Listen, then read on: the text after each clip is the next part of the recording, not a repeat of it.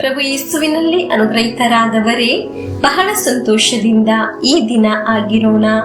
ದೇವರು ನೀಡಿದ ಎಲ್ಲ ಒಳಿತು ಅನುಭವಿಸುವ ದಿನವಾಗಲಿ. ಇಂದು ಎಲ್ಲರನ್ನು ಬಹಳ ಸಂತೋಷದೊಂದಿಗೆ, ನಿರೀಕ್ಷೆಯಿಂದ, ಪ್ರಾರ್ಥನೆಯಿಂದ ನೆನೆಸುತ್ತೇನೆ. ನಿಮಗಾಗಿ ಪ್ರಾರ್ಥಿಸುತ್ತೇನೆ. ದೇವರು ನಿಮ್ಮನ್ನು ಸಮೃದ್ಧಿಯಾಗಿ ಅನುಗ್ರಹಿಸಲಿ. ಈ ಡೈಲಿ ಬ್ಲೆಸ್ಸಿಂಗ್ ಎಂಬ ವಚನ ಶುಶ್ರೂಷೆಯಲ್ಲಿ ನೀವು ತಪ್ಪದೆ ವಾಕ್ಯವನ್ನು ಆಲಿಸುವುದು, ನೋಡುವುದು, ವಿಶ್ವಾಸಿಸುವಾಗ ಅದು ನೀವು ದೇವರಿಗೆ ನೀಡುವ ಒಂದು ಬೆಲೆಯಾಗಿದೆ. ವಾಕ್ಯ ಹೇಳುತ್ತಿದೆ, ದೇವರನ್ನು ಹುಡುಕುವ ಮನುಷ್ಯರು ಇದ್ದಾರಾ ಎಂದು ದೇವರು ಸ್ವರ್ಗದಿಂದ ನೋಡಿದರು ಎಂದು. ದೇವರ ವಾಕ್ಯ ದೇವರು ಆಗಿದ್ದಾರೆ. ಆ ದೇವರನ್ನು ಹುಡುಕುವ ನಿಮ್ಮನ್ನು ಸ್ವರ್ಗ ನೋಡುತ್ತಿದೆ. ಆದ್ದರಿಂದ ನಿಮ್ಮ ಎಲ್ಲ ಚಿಕ್ಕ ಚಿಕ್ಕ ಕಾರ್ಯವೂ ಸಹ ದೇವರಿಗೆ ಗೊತ್ತಿದೆ. ಕೃತಜ್ಞತೆಯಿಂದ, ಸಂತೋಷದಿಂದ ನಮಗೆ ಪ್ರಾರ್ಥಿಸೋಣ.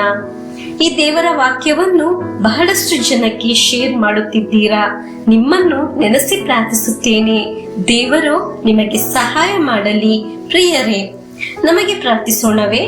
ಪ್ರಭುವೇ, ಇಂದು ಆಲಿಸುವ ವಾಕ್ಯ ಸೋಮಾರಿತನದಲ್ಲಿ ಆಲಿಸದೆ, ಆ ವಾಕ್ಯಕ್ಕಾಗಿ ನನ್ನನ್ನು, ನನ್ನ ಶರೀರವನ್ನು, ನನ್ನ ಮನಸ್ಸನ್ನು, ನನ್ನ ಆತ್ಮವನ್ನು ಸಮರ್ಪಿಸುತ್ತೇನೆ. ಪ್ರಿಯರೇ, ನಮಗೆ ದೇವರ ವಾಕ್ಯವನ್ನು ಆಲಿಸೋಣ. ಪ್ರಕಟಣಾ ಗ್ರಂಥ 21ನೇ ಅಧ್ಯಾಯ 4ನೇ ವಾಕ್ಯವನ್ನು ಆಲಿಸೋಣ.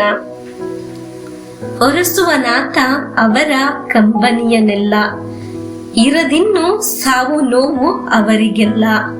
ಇರವು ಶೋಕ ದುಃಖಗಳಾವುವು, ಮರೆಯಾಗಿ ಹೋದವು ಇಂದಿನದೆಲ್ಲವೂ.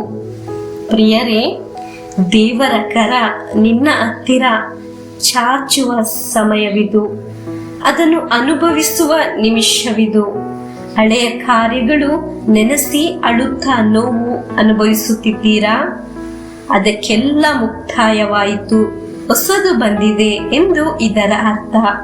ಹೀಗೋ ನನ್ನ ಜೀವನವನ್ನು ದೇವರು ಅನುಗ್ರಹಿಸುತ್ತಿದ್ದಾರೆ ಎಂದು ಇದರ ಅರ್ಥ. ನಮಗೆ ಈ ವಾಕ್ಯವನ್ನು ವಿಶ್ವಾಸಿಸೋಣ. ಪ್ರಿಯರೇ, ಪ್ರಭುವೇ, ಈ ವಾಕ್ಯ ಆಲಿಸುವ ಅನೇಕರ ಜೀವನ ಕಣ್ಣೀರಿನಿಂದ ಆಗಿದೆ ಸಾಗುತ್ತಿರುವುದು. ಸಂಕಟದ ಸಮುದ್ರದಲ್ಲಿ ಆಗಿದ್ದಾರೆ ಅನೇಕರು. ಸಮಸ್ಯೆಗಳ, ಪರಿಸ್ಥಿತಿಗಳ ಸಮುದ್ರ ಮಧ್ಯದಲ್ಲಿ ಆಗಿದ್ದಾರೆ. ಅಳುವವರೇ, ದುಃಖಿಸುವವರೇ, ಇಗೋ ಈ ಸಮಯ ನಿಮಗಾಗಿ ಬಂದಿದೆ. ನಿಮಗಾಗಿ ಪ್ರಾರ್ಥಿಸುತ್ತೇನೆ. ದೇವರ ವಾಕ್ಯ ಹೇಳುತ್ತದೆ, ಸ್ವರ್ಗದಿಂದ ಅವರ ಕಣ್ಣೀರನ್ನು ಒರೆಸಿ ಹಾಕುತ್ತೇನೆ ಎಂದು. ಮನುಷ್ಯರು ಮಾಡುವ ಕಾರ್ಯ ಅಲ್ಲ ಹೇಳುವುದು, ಬದಲಾಗಿ ದೇವರು ನನಗಾಗಿ, ನಿನಗಾಗಿ ಮಾಡುವ ಕಾರ್ಯದ ಕುರಿತಾಗಿದೆ ದೇವರ ವಾಕ್ಯ ಹೇಳಿದ್ದು. ಪ್ರಭುವೇ, ಈಗ ಆಲಿಸಿದ ವಾಕ್ಯದಲ್ಲಿ ನಮ್ಮನ್ನು ಅನುಗ್ರಹಿಸಿದ ದೇವರೇ, ನಿಮಗೆ ಕೃತಜ್ಞತೆಯನ್ನು ಸಲ್ಲಿಸುತ್ತೇನೆ. ಈಗ ಆಲಿಸಿದ ವಾಕ್ಯ ನಮಗೆ ನೀಡಿದ್ದಕ್ಕಾಗಿ, ಇದನ್ನು ಅನೇಕರಿಗೆ ತಲುಪಿಸಲು ಸಾಧ್ಯವಾಗುತ್ತಿರುವುದಕ್ಕಾಗಿ ದೇವರ ಕರ ನಮ್ಮ ಜೊತೆಯಲ್ಲಿ ಇದೆ. ದೇವರೇ, ನಿಮಗೆ ಕೃತಜ್ಞತೆಯನ್ನು ಸಲ್ಲಿಸುತ್ತೇವೆ. ಪ್ರಭುವೇ, ನಿಮ್ಮ ಸಾನ್ನಿಧ್ಯದಲ್ಲಿ ನಮ್ಮನ್ನು ತುಂಬಿಸಿರಿ. ನಿಮ್ಮ ಅನುಗ್ರಹದಿಂದ ನಮ್ಮನ್ನು ತುಂಬಿಸಿರಿ. ನಿಮ್ಮ ಶಕ್ತಿಯನ್ನು ನಮಗೆ ನೀಡಿರಿ. ನಮ್ಮ ಎಲ್ಲಾ ಸಮಸ್ಯೆಯಿಂದ ಬಿಡುಗಡೆ ನೀಡಿರಿ. ಪವಿತ್ರಾತ್ಮರೇ, ನಿಮ್ಮ ಅನುಗ್ರಹ ನಮ್ಮಲ್ಲಿ ತುಂಬಿಸಿರಿ.